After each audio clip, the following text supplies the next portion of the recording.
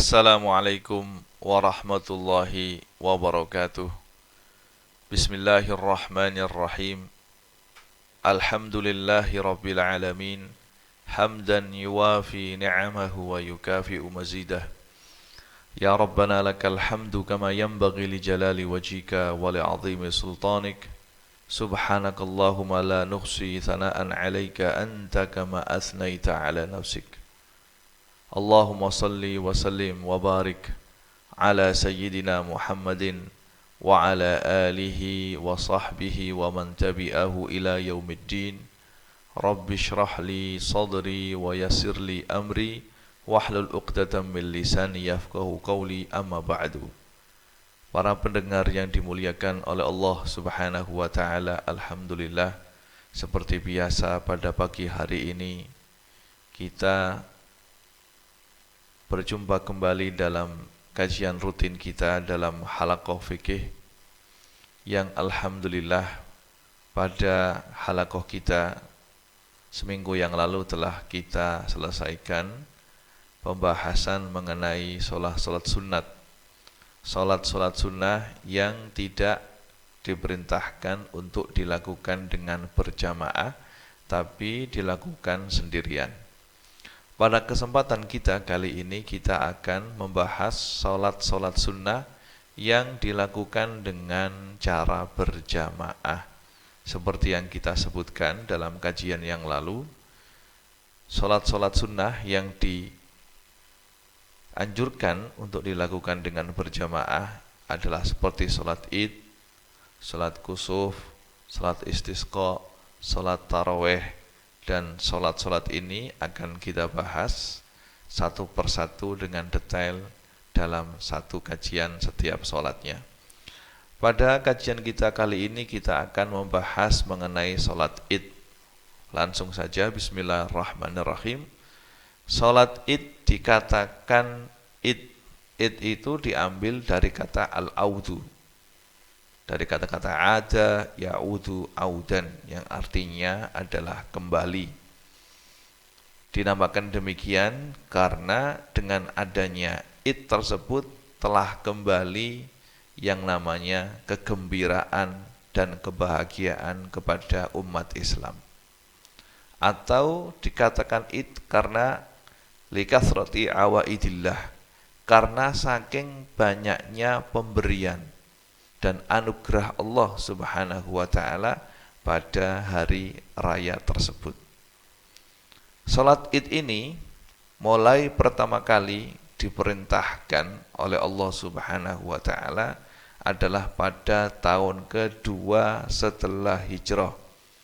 Dan salat Id yang pertama kali dilakukan oleh baginda Rasulullah sallallahu alaihi wasallam adalah salat Idul Fitri pada tahun kedua tersebut. Dan dalil diperintahkannya salat Id ini bisa kita temukan dalam Al-Quran ataupun dalam hadis-hadis Rasulullah sallallahu alaihi wasallam. Dalam Al-Quran Allah Subhanahu wa taala telah berfirman, a'udzubillahi minasyaitonirrajim, fasholli lirabbika wanhar, yang artinya dan salatlah untuk Rabbmu dan sembelihlah hewan kurban. Ini yang dimaksud dengan fasholli di sini adalah perintah untuk salat Idul Adha.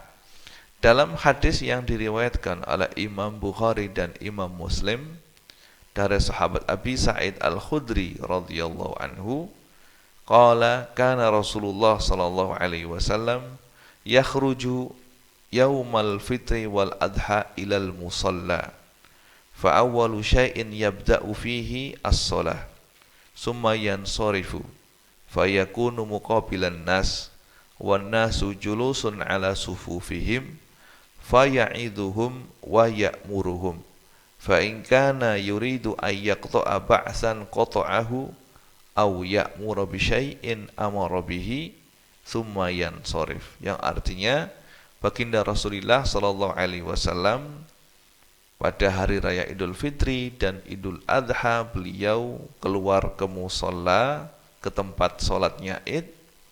Kemudian ketika sampai di musalla, pertama kali yang beliau lakukan adalah langsung mengerjakan sholat.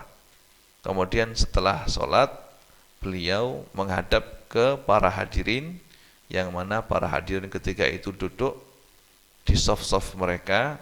Kemudian beliau memberikan mau'idhah kepada mereka, menyuruh mereka, memberikan perintah, dan jika beliau mempunyai hajat untuk memberikan perintah atau mengutus prajurit untuk berperang atau untuk jihad, maka waktu itulah yang cocok, yang mana beliau selalu menyampaikan hal-hal tersebut. Hadis riwayat Bukhari dan Muslim. Hukum sholat id dalam madhab Syafi'i, hukumnya adalah sunnah muakkadah, artinya sunnah yang sangat dianjurkan. Kenapa demikian? Karena mulai adanya perintah sholat id, Rasulullah Shallallahu Alaihi Wasallam tidak pernah meninggalkannya sampai beliau meninggal. Begitu juga para khalifah, khulafaur rasyidin, Sayyidina Abu Bakar, Sayyidina Umar, Utsman dan Ali, mereka selalu mengikuti jejak Rasulullah. Mereka tidak pernah meninggalkan sholat id. Ya. Bahkan sebagian madhab seperti madhabnya Imam Abu Hanifah, sholat id menurut mereka adalah fardu ain. Fardu ain. Dalam madhabnya Imam Ahmad, sholat id ini fardu kifayah. Kenapa mereka berpendapat fardu ain? Karena ya seperti yang saya jelaskan tadi, baginda Rasulullah tidak pernah meninggalkannya. Jadi sholat id ini sangat penting untuk dilakukan sampai Nabi dan para sahabat yang tidak pernah meninggalkannya. Dan sholat id ini seperti yang kami jelaskan tadi, disunahkan untuk dilakukan dengan berjamaah, seperti keterangan dalam hadis Bukhari Muslim yang telah saya baca tadi. Dan perintah untuk mengerjakan sholat id ini perintah untuk semua umat Islam, baik yang laki-laki, yang perempuan, yang mukim, bahkan yang lagi dalam keadaan bepergian, itu diperintahkan untuk sholat id. Bagi yang merdeka atau yang berstatus budak, kecuali kalau dalam mazhab Syafi'i, perempuan yang cantik atau perempuan yang banyak tingkah, maka mereka diperintahkan untuk mengerjakan sholat id, tapi dilakukan di dalam rumah mereka masing-masing. Tetapi ulama Syafi'iyah mengatakan sholat id ini hanya sunnah, tapi meskipun sunnah, sunnah muakkadah, tidak sampai kepada hukum wajib. Karena dalam hadis Rasulullah SAW, ketika beliau ditanya oleh seorang sahabat yang baru masuk Islam tentang kewajiban-kewajiban yang harus dilakukan oleh seseorang muslim, beliau mengatakan khamsu shalawatin fil yaumi wal lailah. Qala hal alayya ghairuha? Qala la illa an tatawwa. Rawahu Bukhari wa Muslim. Nabi mengatakan 5 salat dalam 1 hari 1 malam. Sahabat tersebut bertanya, "Ya Rasulullah, apakah ada kewajiban salat lain?" Nabi mengatakan, la, tidak ada. Hanya itulah salat yang wajib. Illa antatawwa'a, kecuali kamu ingin salat sunnah. Kemudian dalam hadis yang lain, yang diriwayatkan oleh Imam Abu Dawud rahimallahu ta'ala, khamsu salawatin katabahunallahu alal ibad, faman ja'a bihinna lam yudayyi' minhunna syai'an istihfafan bihaqqihinna kana lahu indallahi ahdun ayyudkhilahul jannah wa man lam yati bihinna falaysa lahu indallahi ahdun in syaa 'adzabah wa in syaa adkhalahul jannah. Yang artinya 5 salat yang telah diwajibkan oleh Allah Subhanahu wa taala atas semua hamba. Barang siapa yang mengerjakannya dan tidak menyia-nyiakannya dan tidak meremehkannya, kana lahu indallahi ahdun, maka Allah berjanji untuknya ayyudkhilahul jannah, untuk memasukkan orang tersebut ke dalam surga. Wa malam ya'ti bihinna, tapi barang siapa yang tidak mengerjakannya, falaisa lahu indallahi ahdun, maka Allah tidak akan berjanji untuknya. Insya'a adzabah, kalau Allah mau, Allah menginginkan, maka orang tersebut akan disiksa. Wa insya'a, kalau Allah menginginkan, maka adkhalahul jannah, orang tersebut akan dimasukkan ke surga. Jadi dari hadis-hadis tersebut Imam Syafi'i berpendapat bahwasanya sholat yang wajib itu hanya sholat 5 waktu saja. Adapun sholat-sholat yang lainnya hukumnya adalah sunnah. Ada yang sunnah muakkadah yang sangat dituntut, ada sunnah ghairu muakkadah. Dalam hadis yang diriwayatkan oleh Imam Bukhari dan Imam Muslim dari sahabat Ummu Atiyah radhiyallahu anha, kunna nu'maru an nakhruja yaumal id hatta nukhrijal bikra min khidriha hatta nukhrijal khuyyadha fayakunna khalfan nas fayukabbirna bitakbirihim wa yad'una bidu'aihim yarjuna barakata dzalikal yaum wa tuhratahu. Wa fi riwayatin qalat imra'atun ya Rasulullah ikhdana laisa laha jilbab qala litulbisha sahibatuha min jilbabiha. Diceritakan dari sahabat Ummu Atiyah radhiyallahu anha, yang mana sahabat Ummu Atiyah ini salah satu sahabat perempuan yang faqihah, yang ahli fikih, yang banyak meriwayatkan hadis tentang hal-hal yang berhubungan dengan ibadah. Kunna nu'maru, kita diperintahkan untuk keluar pada hari Id. Hatta nukhrijal bikra, sampai kita mengeluarkan gadis dari peraduannya. Jadi dulu itu seorang gadis itu punya tempat khusus di dalam rumah sehingga tidak campur dengan orang lain. Namanya peraduan, khidrah. Jadi sampai perawan itu dikeluarkan dari peraduannya, hatta nukhrijal huyyadha fayakunna khalfan nas, sampai orang-orang yang masih dalam keadaan haid itu diperintahkan untuk keluar, tapi tidak untuk sholat, tapi untuk berdoa bersama-sama dengan orang Islam yang melakukan sholat id, dan mereka, posisi mereka adalah di belakang. Fayukabbirna bitakbirihim, mereka orang-orang perempuan yang haid tadi itu ikut membaca takbir, wa yad'una bidu'aihim, dan ikut membaca doa meskipun tidak mengikuti sholat. Yarjuna barakata dzalikal yaum wa tuhratahu, semuanya berharap akan keberkahan hari tersebut dan kesucian hari tersebut.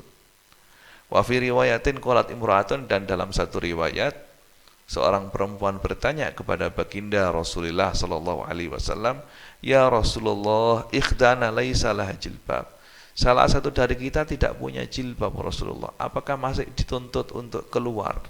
Nabi mengatakan litul bisha sahibatuha min jilbabiha, kalau begitu temannya meminjami jilbabnya, jangan sampai tidak keluar. Ini adalah salat id yang mana Rasulullah sallallahu alaihi wasallam memerintahkan semua umat Islam untuk keluar, karena hari id itu adalah hari keberkahan, hari suci yang mana kita umat Islam mengharap akan keberkahan tersebut dan kesucian hari tersebut. Sehingga sampai orang haid saja disuruh untuk keluar, tapi tidak untuk sholat, tapi untuk membaca takbir dan berdoa bersama-sama. Begitu juga para perawan, gadis-gadis yang belum nikah, yang mana pada zaman dulu kalau gadis-gadis itu tempatnya khusus ya, telah dijaga. Tidak seperti sekarang ya, banyak gadis yang keluar ke mal-mal, tapi dulu itu pada zaman sahabat dijaga benar-benar. Tapi untuk hari Id, para sahabat mengajak anak-anak perawan mereka untuk menghadiri hari raya. Kemudian pada sholat Id tidak disunahkan untuk azan dan qomat, ya, tetapi dengan gantinya azan adalah kalimat as-sholatu jami'ah, ya, jadi tidak ada azannya, tidak ada qomatnya, tapi gantinya adalah as-sholatu jami'ah, seperti sholat-sholat sunnah lainnya yang dikerjakan dengan berjamaah. Sebagaimana dalam hadis yang diriwayatkan oleh Imam Bukhari dan Imam Muslim dari sahabat Ibnu Abbas radhiyallahu anhuma, innahu lam yakun yu'adzanu bis shalah yaumal fitri wa innal khutbah ba'da shalah. Sesungguhnya pada hari Idul Fitri itu tidak ada azannya, tetapi khutbah itu dilakukan setelah sholat. Dalam hadis yang lain yang diriwayatkan oleh Imam Bukhari dan Imam Muslim juga dari sahabat Ibnu Abbas dan Jabir bin Abdullah radhiyallahu anhum qala lam yakun yu'adzanu yaumal fitri wala yaumal adha, bahwasanya pada hari raya Idul Fitri ataupun Idul Adha itu tidak ada azannya. Kemudian pertanyaan kita sekarang, kapan waktu mengerjakan sholat id? Waktu mengerjakan sholat id itu dimulai dari terbitnya matahari sampai masuknya waktu zuhur, sampai zawal. Jadi waktunya itu tuh dari terbitnya matahari sampai zawal. Kalau setelah itu habis waktunya.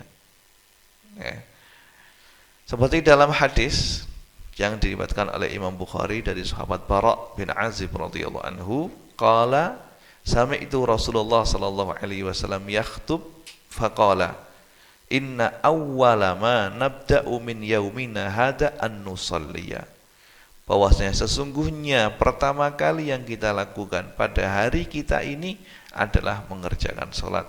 Dan maklum bahwasanya hari itu dimulai dari terbitnya fajar, tetapi karena ketika terbit fajar itu para muslimin, orang muslim disibukkan dengan waktu sholat subuh, maka di sini para fuqaha mengatakan waktu pertama kali melakukan sholat id adalah ketika terbitnya matahari.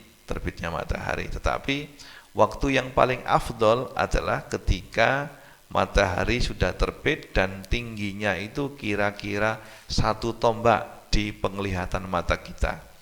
Kalau matahari itu kira-kira tingginya 1 tombak, maka ketika itulah waktu yang paling baik untuk mengerjakan sholat id.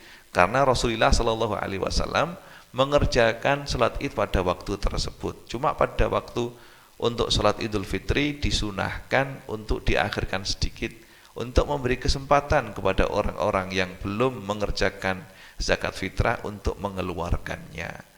Dan untuk sholat Idul Adha disunahkan untuk dipercepat, untuk apa? Agar cepat-cepat bisa menyelesaikan kegiatan penyembelihan hewan kurban. Kemudian cara mengerjakan sholat id adalah seperti yang kita ketahui, sholat id itu 2 rakaat. 2 rakaat takbir dengan niat sholat id, nawaitu sholatal idul fitri kalau idul fitri, atau nawaitu sholatal idul adha kalau dia jadi makmum maka makmuman, kalau dia jadi imam adalah imaman. Kemudian takbir, kemudian setelah takbir membaca doa iftitah, ya inni wajjahtu wajhiya. Setelah selesai doa iftitah, kemudian membaca takbir 7 kali dengan mengangkat tangan. Kemudian di sela-sela takbir itu kita sela-selai dengan bacaan subhanallah walhamdulillah wala ilaha illallah wallahu akbar. Kemudian setelah itu membaca Fatihah. Setelah membaca Fatihah, membaca surat. Surat yang dibaca adalah suratul Qaf kalau apal. Kemudian setelah itu ruku, kemudian i'tidal, ya, sujud. Kemudian ketika berdiri ke rakaat yang kedua, membaca takbir untuk berdiri ke rakaat kedua. Kemudian setelah itu membaca takbir 5 kali. Di sela-sela takbir itu kita baca subhanallah walhamdulillah wala ilaha illallah wallahu akbar. Kemudian setelah itu membaca Fatihah dan baca surat Iqtarabatis Sa'atu wan syaqqal qamar kalau apal. Kalau tidak, ya setelah Fatihah di rakaat pertama bisa diganti dengan Sabbihisma, dan rakaat yang kedua seperti biasa diganti dengan hal ataka haditsul ghasyiyah, ya. Kemudian kalau tidak hafal, ya Al-Kafirun sama Qul huwallahu ahad, simpel sekali, ya. Rakaat pertama Al-Kafirun dan rakaat kedua setelah Fatihah Qul huwallahu ahad. Kalau tidak hafal Sabbihisma dan hal ataka haditsul ghasyiyah. Kemudian perlu diketahui bahwasanya takbir 7 kali takbir ini termasuk hayatus sholat, tidak termasuk abad, hanya hayat sholat saja. Makanya kalau seseorang sholat id terus lupa setelah baca doa iftitah langsung baca Fatihah, ya sudah, berarti takbir tersebut gugur. Tidak usah berhenti Fatihah terus membaca takbir, tidak boleh. Jadi seandainya Anda sholat id, baik Anda itu sholat sendiri atau jadi imam, setelah membaca ini wajah tu doa iftitah, langsung lupa baca Fatihah, berarti sudah tidak disunahkan lagi membaca takbir, ya. Karena takbir ini hanya hay'ah sholat saja. Begitu juga bagi Anda yang jadi makmum masbuk, datang ke masjid, imam sudah takbir 4 kali, ya sudah, Anda takbir dengan imam. Takbir berapa yang Anda dapatkan? Kalau Anda mendapatkan 2 kali takbir, ya sudah, jangan ditambah lagi. Cuma 2 itu saja bagian Anda. Tidak usah setelah selesai takbir imam, Anda menambah takbir lagi, karena tadi hanya takbir 2 kali, sampai tambah 5 kali, tidak disunahkan. Jadi kalau Anda jadi makmum masbuk, maka Anda mendapatkan takbir, itulah bagian Anda dan tidak usah ditambah lagi. Hal tersebut sebagaimana dalam hadis yang diriwayatkan oleh Imam Nasai, ya, dari sahabat Umar radhiyallahu anhu, qala salatul fitri rakaatani wa salatul duha salatul adha rakaatani, summa qala ala lisani Muhammadin sallallahu alaihi wasallam, salat id adalah 2 rakaat, Idul Fitri 2 rakaat, dan salat Idul Adha adalah 2 rakaat, seperti yang diajarkan oleh baginda Rasulullah sallallahu alaihi wasallam, dan itu sudah merupakan ijma' atau ketetapan dan kesepakatan para ulama. Dalam hadis yang lain yang diriwayatkan oleh Imam Tirmidzi dari sahabat Amr bin Auf al-Muzani radhiyallahu anhu, anna Nabiyya sallallahu alaihi wasallam kabbara fi idaini fil ula sab'an qabla al-qiraah wa fil akhirati khamsan qabla al-qiraah. Jadi Rasulullah sallallahu alaihi wasallam membaca takbir 7 kali sebelum membaca Fatihah pada rakaat pertama, dan membaca takbir 5 kali sebelum baca Fatihah pada rakaat yang kedua. Qala Tirmidzi huwa ahsanu syai'in fi hadzal bab anin Nabi sallallahu alaihi wasallam. Hadis ini adalah hadis yang sahih, yang paling baik apa yang telah diriwayatkan dari baginda Rasulullah sallallahu alaihi wasallam. Kemudian setelah sholat disunahkan untuk melakukan khutbah, ya, khutbah. Jadi seperti biasa setelah sholat id baru khutbah. Berbeda dengan sholat Jumat, khutbah dulu baru sholat. Setelah melakukan sholat id disunahkan untuk melakukan khutbah, dan khutbah ini disunahkan untuk jama'atul dzukur.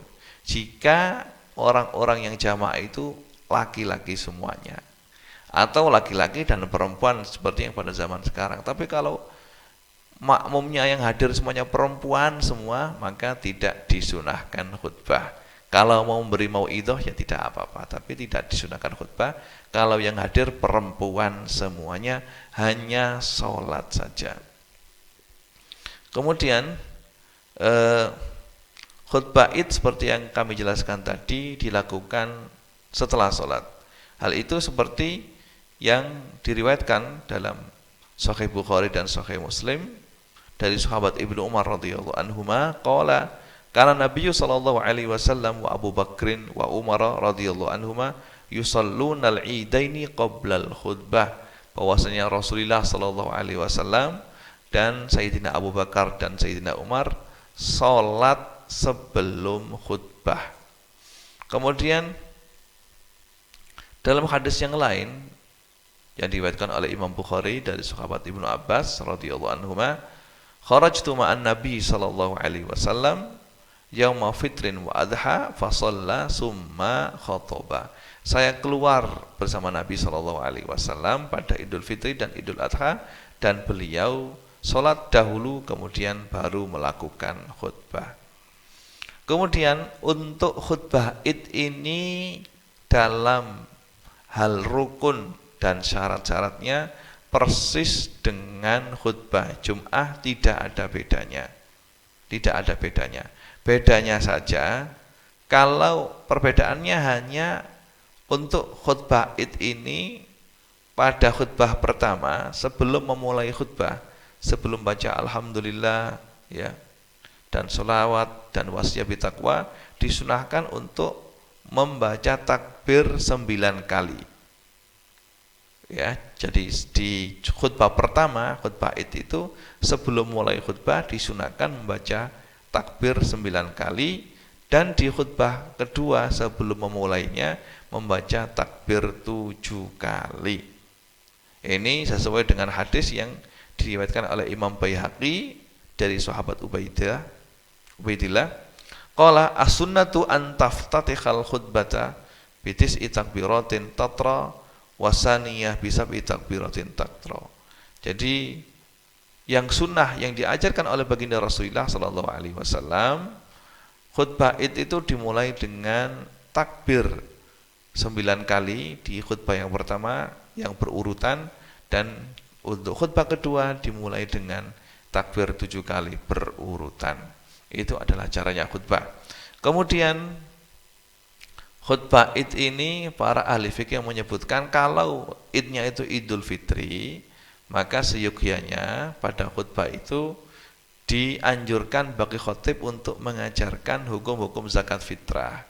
Hukum-hukum zakat fitrah, karena itulah sesuatu yang wajib dilakukan pada saat itu. Juga yang berhubungan dengan hukum-hukum Id, ya. Kemudian untuk Idul Adha dianjurkan untuk khotib untuk di khutbahnya itu memberikan sedikit pengetahuan tentang kurban, cara-cara kurban, hewan yang layak untuk dikurbankan dan yang lainnya. Jangan kok sholat Id itu membahas sesuatu yang sangat jauh dari hal tersebut, yang jauh dari apa yang diajarkan oleh baginda Rasulullah sallallahu alaihi wasallam. Berikutnya yang perlu kita ketahui, sholat Id itu dilakukan di mana? Untuk madhab Syafi'i, sholat Id itu lebih baik atau lebih afdol dilakukan di masjid bila masjidnya mencukupi jamaah. Ya. Jadi jika masjidnya itu besar dan cukup menampung jamaah, maka lebih baik dilakukan di dalam masjid. Bagaimanapun juga masjid itu adalah tempat yang paling baik, sehingga kalau kita mengerjakan sholat Id di masjid kita dapat pahala iktikaf juga. Namun jika masjidnya tidak mencukupi, jamaahnya banyak dan masjidnya kecil, maka lebih baik dilakukan di lapangan. Ini adalah alasan ulama Syafi'iyah mengapa Rasulullah Shallallahu Alaihi Wasallam semasa hidupnya melakukan sholat Id di dalam lapangan. Karena ketika itu Masjid Nabawi kecil, sedangkan jamaah yang datang sangat banyak. Ya, bahkan orang-orang Islam yang ketika itu yang ada di pinggiran Madinah itu berbondong-bondong datang ke Madinah untuk mengikuti sholat Id bersama dengan Nabi. Datangnya itu pada tengah malam. Malam itu mereka sudah berbondong-bondong karena takut ketinggalan dan memang jaraknya jauh, sehingga jamaah yang datang tidak bisa ditampung oleh masjidnya baginda Rasulullah, sehingga Rasulullah terpaksa melakukan sholat Id di lapangan. Adapun kalau misalnya masjidnya itu luas dan cukup, maka yang lebih baik sholat Id itu dilakukan di dalam masjid. Ini adalah mazhabnya Imam Syafi'i. Kemudian hal lain, ini kita sudah selesai pembahasan mengenai sholat Id, ya. Hal lain yang disunahkan dalam Id adalah membaca takbir, baik Idul Fitri atau Idul Adha. Karena Allah Subhanahu wa taala berfirman, walitukmilul iddata walitukabbirullaha ala ma hadakum wa la'allakum tashkurun. Dan hendaknya engkau menyempurnakan bilangan. Ya, setelah umat Islam menyempurnakan 30 hari puasa, maka walitukabbirullaha, Allah memerintahkan untuk bertakbir, membesarkan nama Allah atas hidayah yang telah diberikan oleh Allah, ala mahadakum wala'allakum tashkurun, dan agar kamu bisa bersyukur kepada Allah Subhanahu wa taala. Maka takbir ini sunnah, dan takbir ini adalah termasuk syiar di hari Id. Ya, bahkan ulama menjelaskan bahwasanya tidak ada zikir yang paling afdol di malam hari raya melebihi kemuliaan membaca takbir. Dan takbir ini disunahkan baik laki-laki atau perempuan, besar kecil disunahkan. Cuma kalau perempuan takbirnya harus dengan suara yang pelan agar tidak membuat fitnah. Kemudian takbir ini dilakukan baik di masjid, ya, di pasar-pasar, di jalan-jalan, di rumah-rumah. Kita mengumandangkan takbir sunnah untuk melakukan takbir. Takbir ini disunahkan mulai masuknya malam hari Id sampai khotib selesai atau sampai khotib sholat. Kalau khotib sudah sholat berarti ya sudah tidak disunahkan lagi. Ya, dalam ini baik takbir ini disunahkan untuk semua orang. Bahkan untuk orang yang musafir juga disunahkan untuk mengumandangkan takbir. Cuma untuk Idul Adha ini lebih awal. Takbirnya dimulai pada tanggal 9 pada hari Arafah subuh. Jadi setelah sholat subuh, untuk sholat Idul Adha ditambah lagi, yaitu takbir selepas sholat, baik sholat fardu atau sholat sunnah, dimulai dari sholat subuh hari Arafah sampai sholat asar akhir hari tasyrik, seperti yang dilakukan oleh para sahabat radhiyallahu anhum.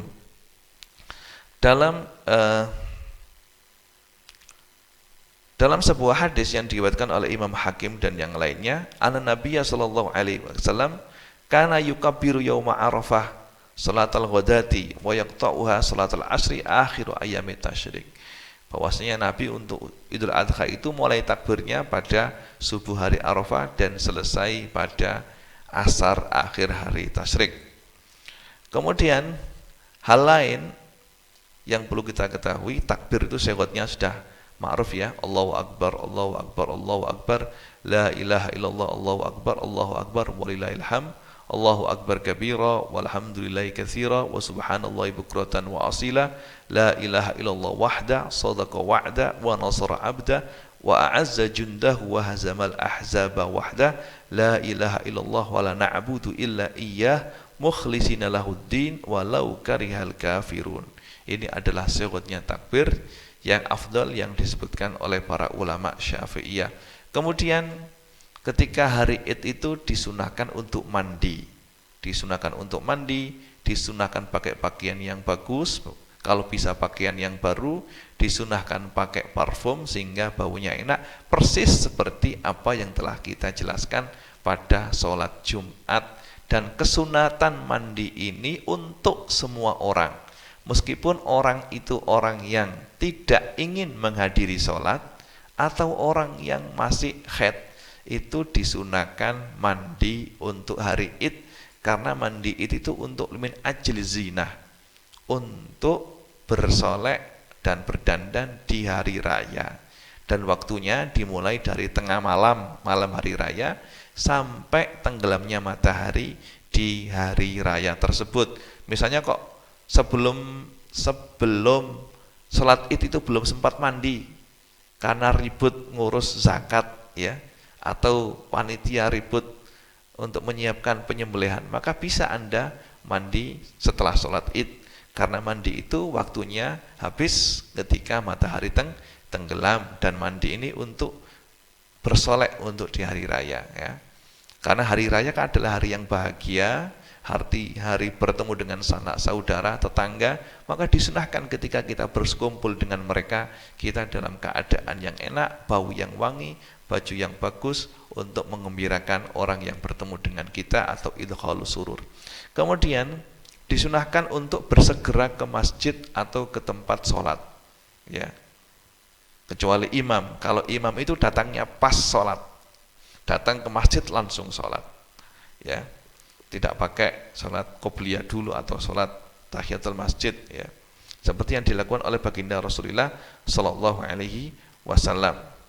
Kemudian disunahkan lagi sebelum berangkat ke sholat Id itu untuk makan terlebih dahulu. Kalau sholat Idul Fitri, ya, disunahkan makan terlebih dahulu. Kalau bisa makannya adalah beberapa butir kurma. Tapi kalau sholat Idul Adha disunahkan untuk menahan makan dulu, makannya nanti. Pertama kali yang masuk ke dalam perutnya adalah daging kurban. Itu kalau memang tidak lama, kalau nunggunya lama sampai keluwen ya sudah tidak apa-apa. Ya, nanti menjadikan sakit. Ini kan hanya sunnah saja. Kemudian disunahkan untuk hari Id ini berangkat ke masjid lewat jalan, kemudian untuk pulangnya lewat jalan yang lain. Seperti yang dilakukan oleh baginda Rasulullah sallallahu alaihi wasallam, karena Nabi sallallahu alaihi wasallam idza kana yaumul id khalafat thariq. Jadi Nabi itu mengambil jalan yang lain ya, jalan yang lain. Ini dalam beberapa syarah seperti dalam Fathul Bari disebutkan Rasulullah melakukan hal tersebut karena ketika selesai sholat Id beliau kepingin ziarah kepada sanak saudara beliau, termasuk kepada orang yang telah meninggal. Maka acara adatnya orang Islam di Indonesia yaitu unjung-unjung, kalau bahasa Jawanya itu ada dalilnya seperti yang dilakukan oleh baginda Rasulullah sallallahu alaihi wasallam. Jadi beliau ketika sholat Id itu mengambil jalan lain, tujuannya adalah untuk salam dan mengucapkan selamat kepada saudara-saudara beliau. Bahkan dalam Fathul Bari beliau juga ziarah ke orang-orang yang telah meninggal. Makanya tidak heran kalau adat di Indonesia ini, khususnya di Jawa, kalau akhir Ramadan itu bersih-bersih kuburan, kemudian pada hari Idul Fitri itu ziarah kubur. Kemudian juga termasuk hal yang dianjurkan adalah mengucapkan selamat ya, mengucapkan selamat seperti yang dilakukan oleh para sahabat ya. Karena ashabu Rasulullah sallallahu alaihi wasallam idal taqaw yaumal id yaqulu ba'dhum li ba'din taqabbalallahu minna wa minka. Jadi para sahabat itu ketika hari Id saling memberi ucapan selamat dan mengatakan taqabbalallahu minna wa minka, yang artinya semoga Allah menerima amal kita dan amal Anda. Kemudian juga disunahkan untuk farah atau senang bergembira di hari Id, karena itu adalah anjuran Rasulullah sallallahu alaihi wasallam, tapi jangan sampai melewati batas, gembira sesuai dengan aturan, tidak sampai melakukan hal-hal yang diharamkan oleh agama. Seperti dalam hadis Bukhari bahwasanya suatu ketika pada hari Id Sayyidina Aisyah memanggil 2 orang perempuan untuk bernyanyi di rumahnya. Ketika itu Sayyidina Ummul Mukminin Aisyah memanggil mereka berdua bernyanyi di rumah, dan di rumah ada Rasulullah sallallahu alaihi wasallam. Ketika mereka sedang bernyanyi, masuklah Sayyidina Abu Bakar ya. Karena Sayyidina Abu Bakar kan putri abahnya atau ayahnya Sayyidina Aisyah, mertuanya Rasulullah, masuk ke rumah seperti biasa dan mendapatkan 2 orang perempuan menyanyi, beliau bentak. Tapi ketika beliau membentak itu Nabi terjaga dan bangun dari tidurnya. Kemudian Nabi mengatakan ini adalah hari raya ya. Nabi mengatakan ta'huma biarkan mereka, ini adalah hari Id ya. Jadi disunahkan untuk merasa bahagia dengan adanya Idul Fitri dan Idul Adha. Ini adalah kajian yang bisa kami sampaikan pada pagi hari ini, mudah-mudahan bermanfaat dan dijadikan oleh Allah Subhanahu wa taala sebagai ilmu yang bermanfaat. Nas'alullah subhanahu wa ta'ala ayaj'alana mimman yastami'unal qawla fayattabi'una ahsanah. Wa sallallahu ala sayyidina Muhammadin wa ala alihi wa sahbihi wasallam. Walhamdulillahi rabbil alamin. Assalamualaikum warahmatullahi wabarakatuh.